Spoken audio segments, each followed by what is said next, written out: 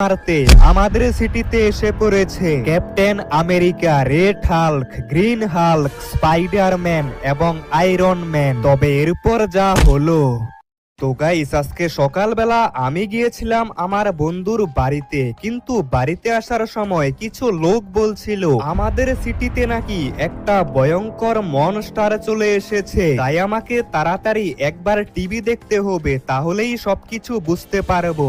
আজকে হঠাৎ করে আমাদের সিটির পাশে একটা ভয়ঙ্কর টাইটান মনস্টারকে দেখতে পাওয়া গেছে। এই টাইটান মনস্টার অনেক শক্তিশালী। এখন এটাই প্রশ্ন, এই টাইটান সিটিতে কিভাবে এলো? আর এটা কিভাবে হতে পারে? টিভিতে দেখাচ্ছে আমাদের সিটিতে সেই ভয়ানক টাইটান মনস্টার চলে এসেছে, আর টাইটান মনস্টার এখন রয়েছে ফ্যাক্টরির পাশে। তবে যদি সত্যি আমাদের সিটিতে টাইটান মনস্টার চলে আসে, তাহলে অনেক